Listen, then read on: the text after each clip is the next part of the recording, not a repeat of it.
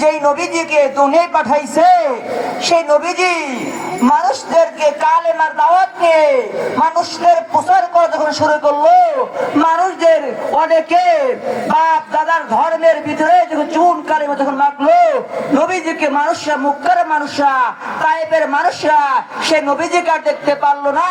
নবীজিকে বাড়িতে দূর দূর করে নবীজিকে তাড়াইয়ে দিল। একদিন আমার আপনার নবীজি মানুষদের মধ্যে কালেমার দাওয়াত যখন নিয়ে যায়, তায়েফের মানুষরা বলতেছে নবীজিকে দুনিয়াতে রাখা যাবে না, নবীজিকে দুনিয়াতে যেমনে হয় নবীজিকে তাড়ানো হবে। এক পর্যায়ে তায়েফের মানুষরা বলল, নবীজিকে পাগল বলে ঘোষণা দিল। ছোট্ট ছোট্ট মানুষদেরকে বললো, নবীজি বললো, মানুষরা বলতেছে নবীজি আব্দুল্লাহ মুহাম্মদ বড় একটা পাগল, বড় একটা পাগল। তোমরা তায়েফের ছেলেরা নবীজিকে পাগল বলে ঘোষণা দেওয়া হয়েছে, তোমরা ছোট্ট ছোট পাথর নিয়ে আব্দুল্লাহ মুহাম্মদের পিঠের ভিতরে আঘাত করবা। তায়েফের মানুষরা, ছোট্ট ছোট্ট বাচ্চারা নবীজিকে একের পর এক আঘাত করতো। শুধু তাই নয়, একের পর এক বড় পাথর দিয়ে নবীজির পিঠের ভিতরে মারতো। আর ওই সময় নবীজি তায়েফের ছেলেদেরকে বলতো, এ বাবারা তোমরা আমাকে আর মাইরো না, তোমরা মাইরো না। ওই সরাসরি জিবরাইল আলাইহিস সালাম নবীজিকে ডাকতে বলে, এ নবীজি আপনি একটু অনুমতি দেন, এই আল্লাহ তাআলা এই তায়েফের মানুষদেরকে ধ্বংস করে দিবে। ওই সময় নবীজি বলল, এ ফেরেশতা জিবরাইল তুমি জানো না নবীজি এইরকম বলতেছে, এ ফেরেশতা তুমি জানো না এই তায়েফের মানুষদেরকে ধ্বংস করা যাবে না, যদি ধ্বংস করে দেওয়া হয় এই তায়েফের মানুষরা আমি রাসূলকে চিনবে না। কথা বল ঠিক কিনা? একদিন আমার আপনার নবীজি এইভাবে রাস্তা দিয়ে চলাফেরা করতেছে, ছোট্ট ছোট্ট মানুষরা মাঠের ভিতরে খেলাধুলা করতেছে। মুসলমান ভাইরা আমার কথাগুলো গভীর ভাবে বুঝবেন। এ বালিয়াপাড়ার মুসলমান কোন থেকে নজর নাই বন্ধুরা আমার, আমার আপনার নবীজি একদিন ঈদের ময়দানে যাইতেছে, ছোট্ট ছোট্ট মানুষরা নবী খেলাধুলা করতেছে। আমার আপনার নবীজি ওইসব বাচ্চাদেরকে পাল করে আবার সামনে অগ্রসর হয়েছে। একটা ছোট্ট বাচ্চা রাস্তার ভিতরে খেলাধুলা করতেছে। নবীজি ডাকে যা বলে, এ বাবা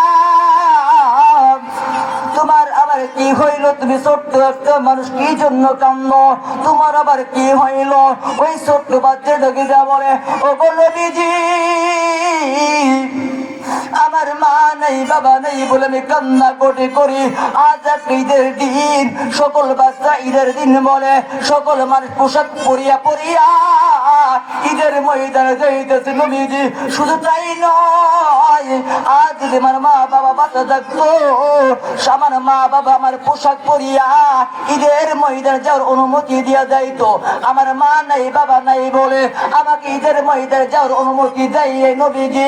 ওই সময় আল্লাহর রাসূল ডাকে যা বলে, ও বাবা কিছু সমস্যা রেখো, চিন্তার কোনো কারণ নাই, আমি রাসূল তোমাকে ঈদের ময়দানে যদি নিয়ে যাই তোমার কোনো সমস্যা হবে?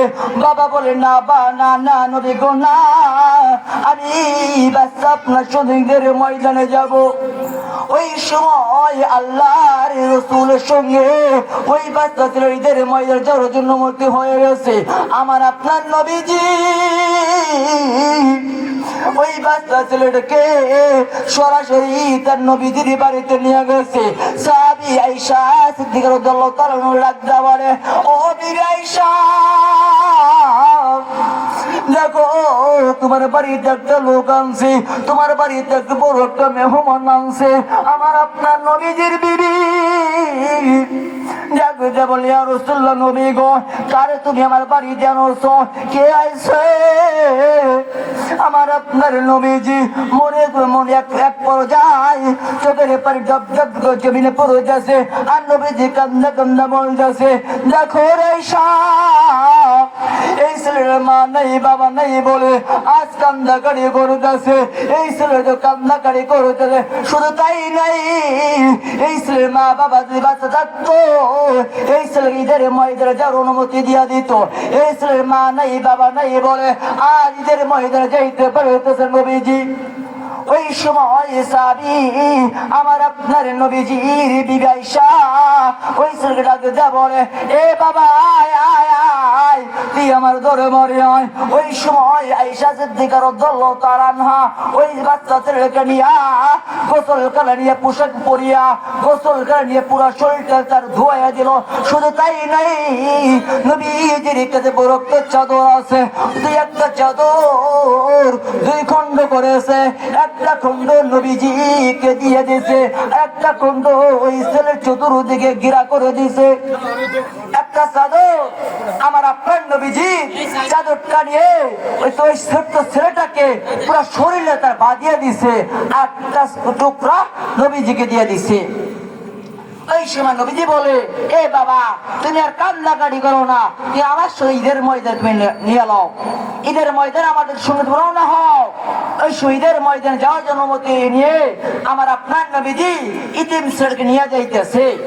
আজকে ওই ছেলের বাচ্চাকে ডাকতে বলে, বাবা তুমি আর কান্দাকাটি করো না, আমি নবীজি তোমার বাবা হলি, তোমার কোন সমস্যা আছে? ওই সে বাচ্চা ছেলেটা বলেন, জি না জি না। অবশেষে ওই বাচ্চা ছেলেটা আবার জপ জপ করে কান্দাকাটি করতেছে, কান্তি কান্তি জমির ভিতরে পানি টপ টপ করে পড়তেছে। ওই সময় নবীজি ডাকতে বলে, এ বাবা কেন কান্দো, তোমার আবার কি হইলো, কি জন্য কান্দাকাটি করো? ওই সময় বলতেছে, ইয়া রাসূলুল্লাহ নবী গো, আমি এত কোন কাঁদছি, আমার মা নাই বাবা নাই বলে কান্দাকাটি করছি, আর এখন কাঁদতেছি আমি আনন্দের কারণে। কারণ রাসূল একটা চাদর দুই খণ্ড করে তার শরীরে পোশাক পরে দিছে, আর একটা টুকরা সরাসরি নবীজি নিয়ে নিছে। ওই সময় নবীজি বলতেছে, আজকে থেকে তোমরা এই মদিনার মানুষরা যে ইতিম মানুষ, যে ইতিমদেরকে মহব্বত করবা, ইতিমদেরকে ভালোবাসবা, ইতিমদেরকে মহব্বত করলে আল্লাহ তাআলা আমার আপনার ভিতরে বাড়ির ভিতরে রহমত নাযিল করবে। শুধু তাই নয়, রহমত নাযিল করার পরে আমার আপনার ভিতরে আল্লাহ তাআলা আমার আপনার উপর দয়া করবে। কি পরিমাণ! সেই নবীজিকে একদিন আল্লাহ রাসূল বলতেছে, সাহাবীদের ডাক দিয়ে বলতেছে, এ সাহাবীরা আমি কিছুদিন যাবত অসুস্থ, আমার মনে হয় না আমি দুনিয়ায় বাঁচবো। কেউ যদি আমার থেকে কিছু পায় থাকো, আজকে আমি নবীজি সকল ঋণ পরিশোধ করব। তোমরা সকলে আমার ঋণ থেকে তোমরা নিয়ে যাও। আমার কবর থেকে ভয় লাগে, আমি কবর থেকে ভয় পাই, আমি নবীজি কবর থেকে ভয় পাই, আমার কবর অত্যন্ত খুব ভয় লাগে। তোমরা কোন সাহাবী পেয়ে থাকো আমার কাছে ঋণ, আজকে প্রত্যেকটা সাহাবীর আমি ঋণ পরিশোধ করব। সকল সাহাবীরা, কোন সাহাবী কথা বলে না। পিছন থেকে একটা সাহাবী উত্তর দিয়েছে, ইয়া রাসূলুল্লাহ নবী গো, ইয়া হাবিবাল্লাহ নবী গো, আমি আপনার কাছে পাওনাদার, আমি আপনার কাছে কিছু পাই, আপনি আমার কাছে ঋণ। ওই সময় সাহাবীরা বলতেছে, হে ভাই আবু ওয়াক্কাস, তুমি আবার নবীজির কি পাও, নবীজির তুমি কি ঋণ হয়েছো? ওই সময় আবু ওয়াক্কাস ডাক দিয়ে বলে, ইয়া রাসূলুল্লাহ নবী গো, একদিন আপনি কোন যুদ্ধের ময়দানে গিয়েছিলেন, তায়েফের ময়দানে গিয়েছিলেন, তায়েফের ময়দানে আপনার তরবারিতে এরকম করে লড়াইতে ঘুরতেছিল, ওই পিঠের ভিতরে আঘাত লাগছিল। মুসলমান ভাইরা আবার কথাগুলো গভীরভাবে বুঝবেন। আমার আপনার নবীজি আবু ওয়াক্কাসকে ডাকতে বলে, আরে আবু ওয়াক্কাস,